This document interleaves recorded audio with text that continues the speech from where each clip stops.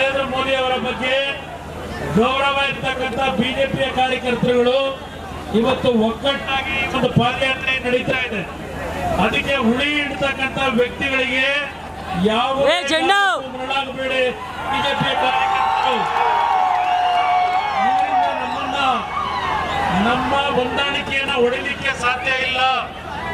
ಇವತ್ತಕ್ಕಂತ ಸಭೆಗೆ ಬಂದು ಅವರಿಂದ ಈ ಒಂದು ಬಿಜೆಪಿ ಜೆಡಿಎಸ್ ನ ಹೊಂದಾಣಿಕೆಯನ್ನ ಬದಲು ಮಾಡಲಿಕ್ಕೆ ಸಾಧ್ಯ ಇಲ್ಲ.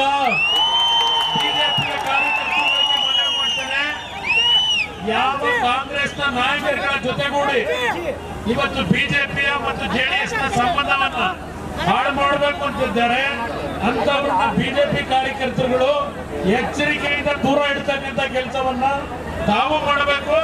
ಜನತಾದಳದ ಕಾರ್ಯಕರ್ತರಿಗೂ ನಾನು ಹೇಳೋದಷ್ಟೇ, ಅತ್ಯಂತ ಯಶಸ್ವಿಯಾಗಿ ಈ ಕಾರ್ಯಕ್ರಮ ವಿಜೇಂದ್ರ ಅವರು, ನಿಖಿಲ್ ಕುಮಾರಸ್ವಾಮಿ ಅವರು ಒಂದು ತಾಯಿ ಮಕ್ಕಳ ತರ ಒಟ್ಟಾಗಿ ಇವತ್ತು ಈ ಪಾದಯಾತ್ರೆಯಲ್ಲಿ ಜೆಡಿಎಸ್ ನ ಬಿಜೆಪಿಯ ಕಾರ್ಯಕರ್ತರು ಇವತ್ತೇನು ಈಗಿನ ಕಾಂಗ್ರೆಸ್ ಸರ್ಕಾರದ ಅಕ್ರಮಗಳ ವಿರುದ್ಧ ಒಂದು ಧ್ವನಿ ಎತ್ತಿ ಹೋರಾಟವನ್ನು ಮಾಡಲಿಕ್ಕೆ ನಿಮ್ಮ ಜೊತೆಗೂಡಿ ಪಾದಯಾತ್ರೆಯಲ್ಲಿ ಭಾಗವಹಿಸಿದ್ದಾರೆ. ಈ ಭಾಗವಹಿಸಿರ್ತಕ್ಕಂಥ ಎಲ್ಲ ನನ್ನ ಕಾರ್ಯಕರ್ತ ಬಂಧುಗಳಿಗೆ ಈ ಒಂದು ಪಾದಯಾತ್ರೆ ನಮ್ಮ ಹೋರಾಟ ಇರ್ತಕ್ಕಂಥದ್ದು ನಾಡಿನ ರೈತ ವಿರೋಧಿ ಸರ್ಕಾರ. ಇವತ್ತು ಯಾವೊಂದು ಸರ್ಕಾರದ ಅಧಿಕಾರಿಗಳಿಗೆ ರಕ್ಷಣೆ ಇಲ್ಲ. ಇವತ್ತು ರೈತರ ಒಂದು ಚೆಲ್ಲಾಟ ಆಡ್ತಾ ಇರ್ತಕ್ಕಂಥ ಸರ್ಕಾರದ ವಿರುದ್ಧ ಬಡವರು ದೀನದಲಿತರ ಹಣವನ್ನ ಇವತ್ತು ಯಾರಿಗೆ ಕೊಡಬೇಕಾಗಿದೆ ಅವರ ಹಣವನ್ನ ಲೂಟಿ ಮಾಡ್ತಕ್ಕಂಥ ಸರ್ಕಾರದ ವಿರುದ್ಧ ನಮ್ಮ ಹೋರಾಟ ಏನಿದೆ ಇವತ್ತು ಆ ನಿಟ್ಟಿನಲ್ಲಿ ಯಾವುದೇ ರೀತಿಯ ಒಡಕುಗಳು ಬರಬಾರದು. ಒಟ್ಟಾಗಿ ಒಂದು ವಾಯ್ಸ್ ನಲ್ಲಿ ಒಂದು ಧ್ವನಿಯಲ್ಲಿ ಹೋಗಬೇಕು. ದಯವಿಟ್ಟು ನಿಮ್ಮಲ್ಲಿ ಕೈ ಜೋಡಿಸಿ ಮನವಿ ಮಾಡ್ತಾರೆ. ಕೇಂದ್ರದ ಸಚಿವರು, ನೂತನ ಮಂಡ್ಯ ಜಿಲ್ಲೆಯ ಸಂಸದರು,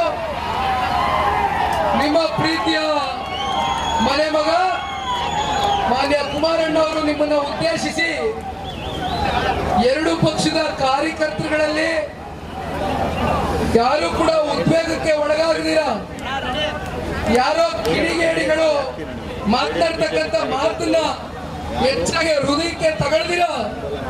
ಈಗ ತಾನೇ ಮಾನ್ಯ ಕುಮಾರಣ್ಣ ಅವರು ಮಾತನಾಡಬೇಕಾದ್ರೆ ಹೇಳಿದ್ರು, ಈ ದೇಶದ ಗೌರವಾನ್ವಿತ ಪ್ರಧಾನಮಂತ್ರಿಗಳು ಶ್ರೀ ನರೇಂದ್ರ ಮೋದಿಜಿ ಅವರು ಮತ್ತೊಬ್ರು ಈ ದೇಶದ ಮಾಜಿ ಪ್ರಧಾನಮಂತ್ರಿಗಳು ರೈತ ನಾಯಕರಾಗಿರ್ತಕ್ಕಂಥ ದೇವೇಗೌಡರು ಸಾಹೇಬ್ರ ಮೇಲೆ ಇಟ್ಟಿರ್ತಕ್ಕಂಥ ಈ ಗೌರವವನ್ನ ಎರಡು ಪಕ್ಷದ ಕಾರ್ಯಕರ್ತರುಗಳು ಕಾಪಾಡಬೇಕು ಅಂತಕ್ಕಂಥ ಒಂದು ವಿಷಯವನ್ನ ಈಗ ತಾನೇ ನಿಮ್ಮ ನೆಚ್ಚಿನ ನಾಯಕರಾದಂತ ಕುಮಾರಣ್ಣ ಅವರು ಮಾತನಾಡಿದ್ದಾರೆ.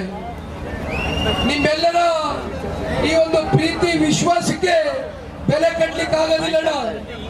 ಈ ಚುನಾವಣೆಯಲ್ಲಿ ಮಾನ್ಯ ಕುಮಾರಣ್ಣ ಅವರಿಗೆ ಸಂಸದರಾಗಿ ಆಯ್ಕೆ ಮಾಡ್ತಕ್ಕಂಥದ್ದು ಅಷ್ಟೇ ಅಲ್ಲ, ಕೇಂದ್ರದ ಸಚಿವರಾಗಿ ಭಾರತ ದೇಶವನ್ನ, ನಮ್ಮ ರಾಜ್ಯವನ್ನ ಪ್ರತಿನಿಧಿಸಲಿಕ್ಕೆ ಮಂಡ್ಯ ಜಿಲ್ಲೆಯ ತಂದೆ ತಾಯಿಗಳ ಒಂದು ಐತಿಹಾಸಿಕವಾದಂತ ಒಂದು ತೀರ್ಪು ಇವತ್ತು ಮಾನ್ಯ ಕುಮಾರಣ್ಣ ಅವರು ಬಂದು ನಿಮ್ಮ ಮುಂದೆ ನಿಂತಿದ್ದಾರೆ.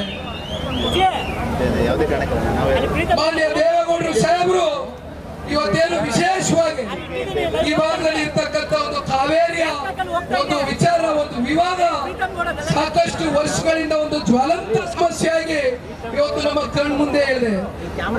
ಈ ವಿಷಯವಾಗಿ ಮಾನ್ಯ ದೇವೇಗೌಡರು ಸಾಹೇಬರು 62 ವರ್ಷದ ಅವರ ದೀರ್ಘಕಾಲದ ರಾಜಕಾರಣದ ಬದುಕಿನ ಉದ್ದಗಲಕ್ಕೂ ಕೂಡ ಮಂಡ್ಯ ಜಿಲ್ಲೆಯ ರೈತರ ಪರವಾಗಿ ಮಂಡ್ಯದ ಕಾವೇರಿಯ ತಾಯಿಯನ್ನ ಉಳಿಸಬೇಕು, ನಮ್ಮ ರೈತರಿಗೆ ಸಿಗಬೇಕಾಗಿರ್ತಕ್ಕಂಥ ಹಕ್ಕು ನಮ್ಗೆ ದಕ್ಕಬೇಕು ಅಂತಕ್ಕಂಥ ಹಿನ್ನೆಲೆಯಲ್ಲಿ ಆ ಪುಣ್ಯಾತ್ಮ 92 ವಯಸ್ಸಿನಲ್ಲಿ ಇವತ್ತೇನು ರಾಜ್ಯಸಭೆಯಲ್ಲಿ ಸಂಸತ್ನಲ್ಲಿ ನಿಂತು ಇವತ್ತು ಈ ರಾಜ್ಯದ ಹಾಗೂ ಮಂಡ್ಯ ಜಿಲ್ಲೆಯ ತಂದೆ ತಾಯಿಗಳ ಪರವಾಗಿ ಹೋರಾಟವನ್ನು ಮಾಡ್ತಾ ಇದ್ದಾರೆ.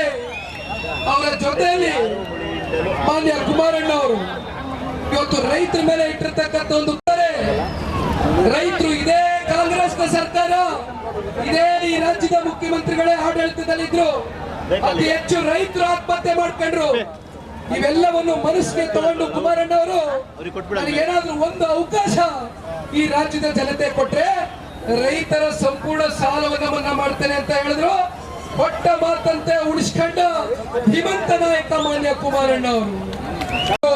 ಮಾನ್ಯ ವಿಜೇಂದ್ರರವರು ಮಾತನಾಡ್ತಕ್ಕಂಥದ್ದಿದೆ, ನಿಮ್ಮ ಪ್ರೀತಿಯ ನಾಯಕರಾದಂತ ಕುಮಾರಣ್ಣವರು ಮಾತನಾಡೋದಿದೆ. ಮುಂದೆ ಮುಂದೆ ಮಾತಾಡ್ತಾರಣ್ಣ. ದಯವಿಟ್ಟು ಸಂಜಯ್ ಥಿಯೇಟರ್ ಸರ್ಕಲ್ ಹತ್ರ ಅಲ್ಲಿ ಮಾತನಾಡೋರಿದ್ದೇವೆ. ಏನಣ್ಣ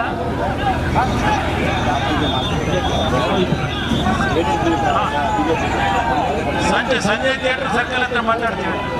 ನಾನು ವಿಜೇಂದ್ರ ಅವರೆಲ್ಲ ಅಲ್ಲಿ ಮಾತಾಡೋದು, ಅಲ್ಲಿ ಮೈನ್ ಸಮಯ. ಏನಣ್ಣ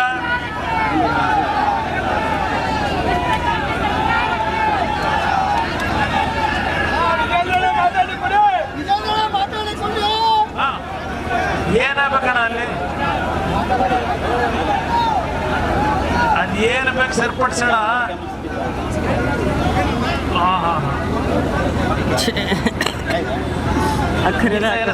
ನಾನೇ 13ನೇ ತಾರೀಕು ಮೇಲೆ ಬರ್ತಿದ್ದೀನಿ. 13ನೇ ತಾರೀಕು ಬಂದ ಮೇಲೆ ಒಂದು 3-4 ದಿವಸ ಮಂಡ್ಯದಲ್ಲಿ ಸ್ವಲ್ಪ ಎಲ್ಲ ಕಡೆ ಬರಬೇಕು ಅಂತ ಇದ್ದೀನಿ. ಪಾರ್ಲಿಮೆಂಟ್ ಮುಗೀತಾ ಇದೆ, ನಾಡಿದ್ದು ಪಾರ್ಲಿಮೆಂಟ್ ಮುಗಿದ ಮೇಲೆ ಬರ್ತೀನಿ. ಒಂದು ಎಲ್ಲ ಸಮಸ್ಯೆ ಬಗೆಹರಿಸೋಣ ಅಂತ. ಅಲ್ಲಿ ಸಂಜಯ್ ಥಿಯೇಟರ್ ಹತ್ರ ಮಾತಾಡ್ತೀವಿ. ಅಲ್ಲೋಗೋಣ ಇಲ್ಲ ಏನು ನಡೆಯೋಣ, ಈ ತಲೆ ಕೆಡಿಸ್ಕೊಬೇಡಿ ಎಲ್ಲ.